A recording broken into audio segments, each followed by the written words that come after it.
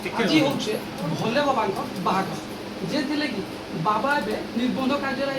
बाबा पितार लोक जेमती माता निबंध कार्य आते देखो देखो जेमती कि निबंध कार्य समापन होते सुरखुरे आउ कि समय अपेक्षा जमी कि बाबा बह संपन्न हम जी कन्या पिता और बर पिता भी उपस्थित अच्छा खूब धूमधाम निबंध चलती सेपटे भोजी भात खावा सहित माँ को जो भोले बाबा को निबंध कार्य समाप्त होती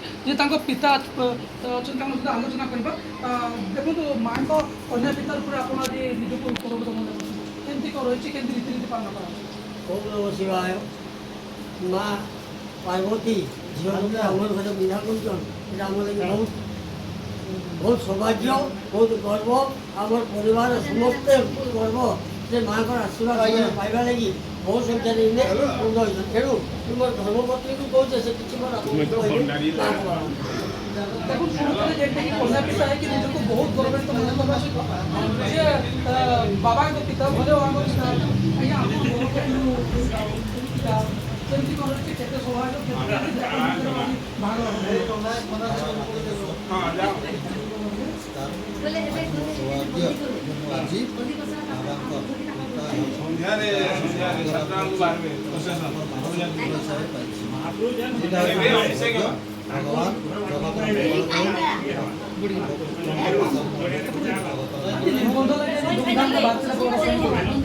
संपूर्ण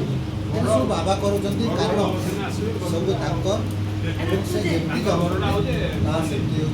प्रमुख आज आनंद मन अच्छा तेणु से आज आमको अति आनंदर सहित आम कर्म समापन देखो निजक से पितामाता रूप में भगवान पितामाता रूप पाइले निजक बेस उचित थे बेले निजक धन्य मन करता जी माता माता रूप में आज झील रूप आज पाई बह करते निबंध कार्य केमती रीतिनीति पूरा वैदिक रीति करुँ झील पूरा बाहागर हुए आम माँ को पूरा समर्पण करके झील करमी पूरा रीतिनीति वैदिक रीति जमी बाहागर हुए लग्न देखार आरंभ करके आम समस्त पूरा वैदिक रीति आरंभ करूँ आउंधी समुदाय आरंभ करके घर लोक आम घर लोक समस्त जमी परंपरा बाहागर हुए सेमती पूरा परंपरा कर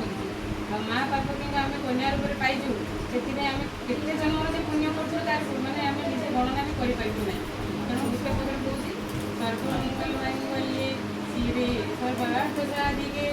शरण्य त्र्यंबके गौरी नारायणी नमोस्तुते कन्या रूप में पाई मो निजक बहुत सौभाग्य घर बंधु बांधव पूरी किए अच्छा बाहर जमी से बंधु बांधव के दूर आई बहुत मोर जी बंधु बांधव मुझे जहाँ जहाँ संगे मो संपर्क अच्छे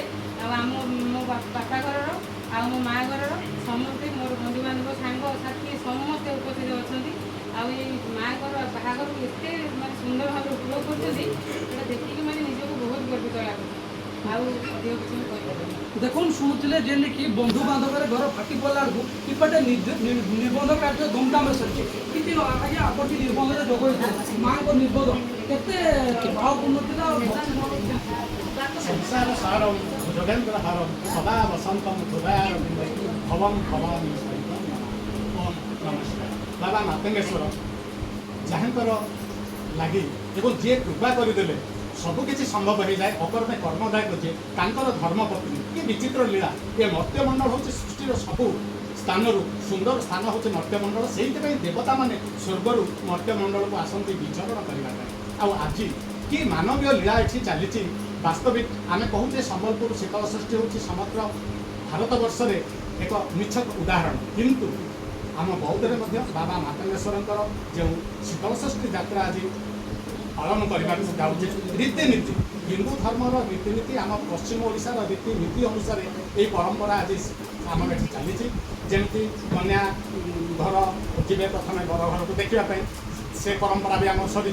बरपक्ष बर्तमान पिंधाणी करने पिंधाणी माने निमंत्रण करेंगे माँ तुमको आम कन्या रूप में बरण करूँ तुम आम घर को बोह हो आस ये विचित्र लीला वास्तविक बाबा मातंगेश्वर माता जी धन्य एवं सर्वोपरि धन्य देवी माँ पार्वती देवी जी आज पिता माता भाग्य थे ये कृपा ये सुजोग मिले पुणी केते जन्मर कोटि जन्मर तपस्या फल आम मानव जन्म पाइचे पुणी मानव जन्म ସାର୍ଥକ କରିବା ପାଇଁ ବାବା ମାତା ନିଜେ ଆସୁଛନ୍ତି କନ୍ୟା ଆଉ ମାତା ରୂପରେ। ୟାଠୁ ବିଚିତ୍ର ଏ ତ ଗଲା ପିନ୍ଧାଣି, ବର୍ତ୍ତମାନ ନିର୍ବନ୍ଧ କାମ ଆମର ସରିଲା, କିନ୍ତୁ ରାତିରେ ଯେଉଁ ସ୍ୱୟଂବର ହବ ଏ ସ୍ୱୟଂବର ବି ବଡ଼ ବିଚିତ୍ର। ଯେମିତି ବାଜା ରୋଷଣୀ ସବୁ ଆମର ପାରମ୍ପରିକ ନୃତ୍ୟ ଭିତରେ ବାବା ଆସିବେ ଆମର ଏଠିକି ମାନେ ବରଯାତ୍ରୀରେ ଆସିବେ ଏବଂ ବରଯାତ୍ରୀରେ ଆସିଲା ପରେ ଆମେ ପୁଣି ସେହି ରୀତିନୀତି ଅନୁସାରେ ଓଡ଼ିଆ ପରମ୍ପରା ରୀତିନୀତି ଅନୁସାରେ ଆମ ପଶ୍ଚିମ ଓଡ଼ିଶାର ରୀତିନୀତି ଅନୁସାରେ ଆମେ ବାବାଙ୍କୁ ନିମନ୍ତ୍ରଣ କରିବୁ, ଆମ ଘରକୁ ବରଣ କରିବୁ ଏବଂ ତାଙ୍କୁ ଜାମାତା କରିବା। ଏ ଭାଗ୍ୟ କନ୍ୟା ପିତାମାତା, ବର ପିତାମାତା, ଧନ୍ୟ ଧନ୍ୟ ସେମାନେ, ଧନ୍ୟ ସେମାନେ। ଜୟ ଜୟ ବାବା ଭୋଲେନାଥ, ଜୟ ଜୟ ବାବା ମାତଙ୍ଗେଶ୍ୱର, ଜୟ ଜୟ ବାବା। ଆପଣ ଶୁଣୁଥିଲେ କହିଲା ବେଳକୁ ବି ଆଖିରୁ ଝରଝର ହେଇକି ଆଖି ଥରା ଥରା